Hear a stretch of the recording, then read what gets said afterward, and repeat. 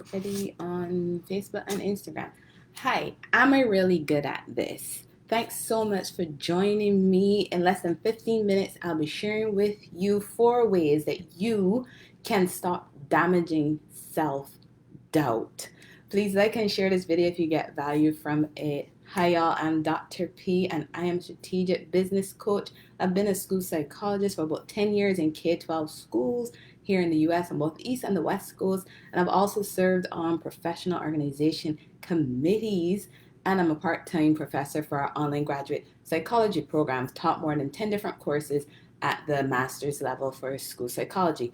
I enjoy coaching, teaching, mentoring, consulting, and I want to really talk about this topic because I know as an entrepreneur, I've asked myself that question, am I really good at this? And as you interact with different people, they also ask you that question. Some of them are blatant, and then others are kind of like hinting at it to really get a feel for whether or not you know what you're doing, right? And it doesn't matter what business you're doing, you will at some point in time ask yourself, am I really good at this, or should I even be doing this? And the thing is that if you're experiencing self-doubt, just know you are not alone. You really are not alone. And there are a lot of us who experience self-doubt. That's the truth. And it can be stopping you from launching that business that you've been working on for such a long time, or it can actually be stopping you from taking that leap in your business to actually get you to that next level. Regardless of which situation it's in, self-doubt can really be damaging, right? And it can really cripple us from taking any type of action because the fears that are associated with that self-doubt can really stop us from moving towards our goals, our dreams, our aspirations. And this is why I wanted to share these 4 ways to help you, get out of letting self-doubt stop you from taking any type of action. But before you get started, I want to just chat a little bit about what self-doubt is. And self-doubt, when you look at the definition, I checked out Merriam-Webster just for a quick definition, and self-doubt is basically a lack of faith in oneself, right? So when we experience that self-doubt, we're having a lack of faith in our own abilities or skills. And the thing is that some level of self-doubt can actually serve to be motivating, but a significant amount of self-doubt can really attack our self-esteem, can really steal our motivation, and really prevent us from achieving our goals. That's why I really wanted to talk about 4 ways that you can stop having that damaging effect with self-doubt, because again, too much of it can really stop us from going after what we want to be doing, and it can stop us from moving on that journey that we have for our business towards that success that we have. And let me tell you, I've dealt with self-doubt myself, and there's some days that I deal with it, but I don't leave myself in that situation. Because again, some level of self-doubt can serve as what? A motivator. And that's what I like, because it really can help me to think outside the box about different things and attack situations in different ways. That's why I wanted to share these 4 things with you. So that way you're not crippled by self-doubt and you're moving forward. So we're going to get started on those 4, right? The first one I really want to share is very big one. Stop worrying about what other people think. I know you might be thinking, but I do think about what other people think. You need to stop, because if you don't stop, then you're not going to be moving forward and making those changes that you want to be making in your business, right? For yourself and for your business. And why does it even matter what other people think? Because we have this tendency to be comparing ourselves to others. We might even be using those other people as that benchmark for success. Why we do that? I don't know, because here's the thing, those people who are being successful, they probably weren't even checking for you when they were developing their benchmarks for what success would look like. So why are you even checking for them to determine whether or not you are being successful? So again, why are we worrying about what other people think? And another reason why we should stop worrying about what other people think and start focusing on ourselves is because when we start focusing on what other people think, we tend to start feeling inadequate. We tend to start feeling inferior to others because we start creating this hierarchy in our head that they're better than we are, and that's not healthy. As you can imagine, that is really not healthy, because You have your path of success. You have what is going to determine whether or not you're going to be successful, right? So you need to be using your own benchmark to determine what success looks like. So when you do that, you're comparing yourself based on what you have for your measures for success rather than comparing yourself to other people. Because when we start comparing ourselves to other people and feeling inadequate and feeling inferior to others, that can actually lead to depression and anxiety. And we don't want to be going in direction of depression and anxiety because we created our business, we started our business, we launched our business, and we've been doing our business for so long that we want to keep doing it, right? We want to keep moving forward. Yes, comparing yourself to others, for some people, it gives them an edge of what competition is out there. But if you're going to be using it for a positive spin, okay. But if you're going to be using it to dwell on, oh my God, they're so much better than I am, and then you're putting yourself in really that inferiority place and that inadequacy place, then comparing yourself to others is not helping you. So rather than compare yourself to others, here's something you can do. Look for opportunities where you can collaborate with others. Because I know from my own experience, when you're doing that market research, when you're looking at your competition that's out there are people out there that are doing things a little differently to you, or they've been there and done that. That's another reason, right? Where you can look for collaboration opportunities. So look for ways where you could collaborate with each other rather than feeling as though you got to be competing with each other, right? So that's the first one. The second one I wanted to share about is reflecting on your prior successes. And I know reflecting on your prior successes can be a little difficult sometimes because when you're faced with what's happening, you might be only focusing on the negatives, right? You might only be focusing on the negatives and you're not remembering the positives because, like everything else, you've had some positives. You've had positives, but we're focusing on the negatives. So we have to remember those prior successes because failure is a part of the journey to success. You're going to be good at some things, you're going to fail some things.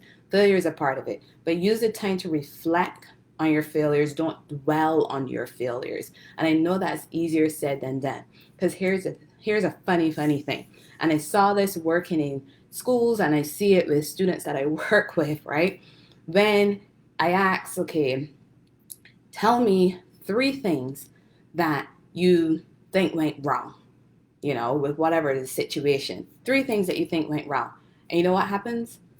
In blink of an eye, usually less than 20 seconds, they can rattle off to me at least 10 different things that they think went wrong or things that they wanted to change. But then when I ask, to name one thing, just one thing that went right, one positive thing that went well, it takes a couple seconds and it takes even some minutes before the person can share with me that positive, because we're so quick to dwell on the negative that we're ready to be like, okay, here's this, and this that went wrong.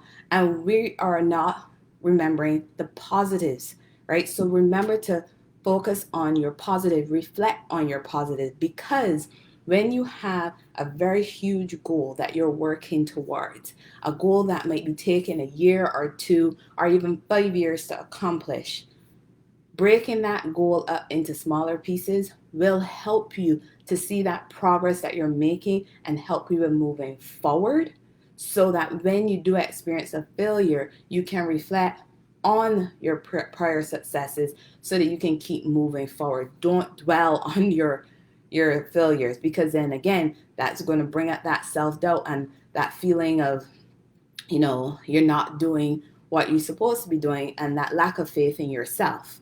So then the third thing that you can do to help with reducing or stopping that self-doubt at a point in time is to distance yourself.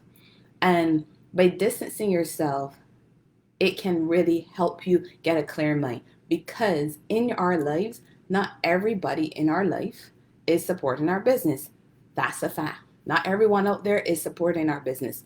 That is a fact. And you have to learn to distance yourself from those people who are negative, from those people who have just negative things to say about you, about your business, about the vision for your business. And sometimes those people are close to home, but you still have to distance yourself from them because you created your business, you got out there, you did the research for your business, you know that your business idea is sound, you know that it is great, and that it can lead to an awesome business, a lucrative business, a successful business that is around for years because you've put the work in. That person doesn't know what you've done for your business, right?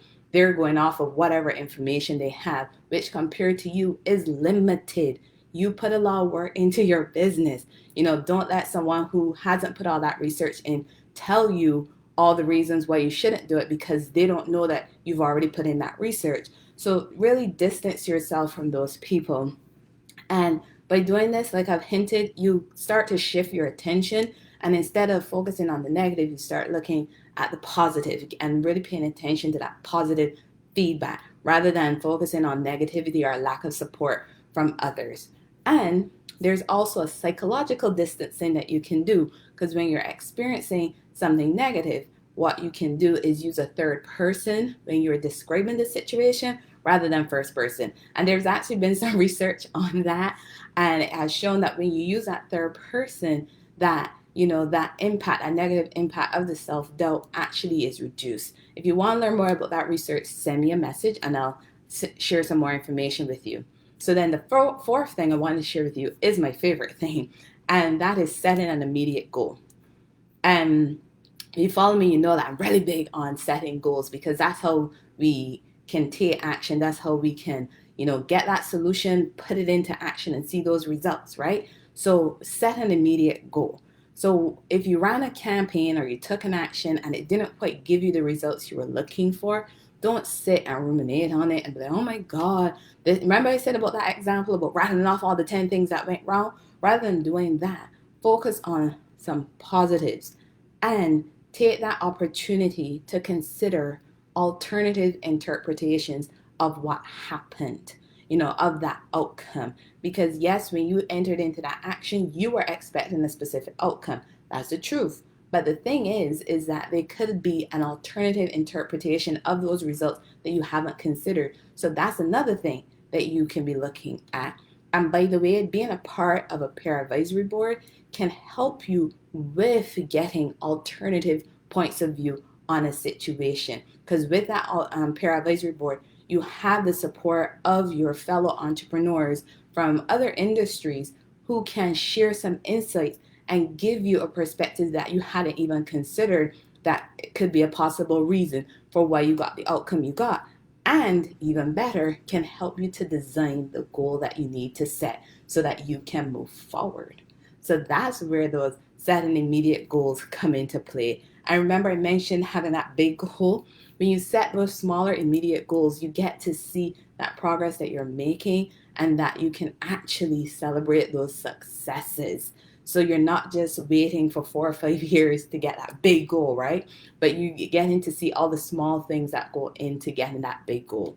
So again, set immediate goals. When you experience a setback, when you experience a failure, don't sit and ruminate on those negative feelings.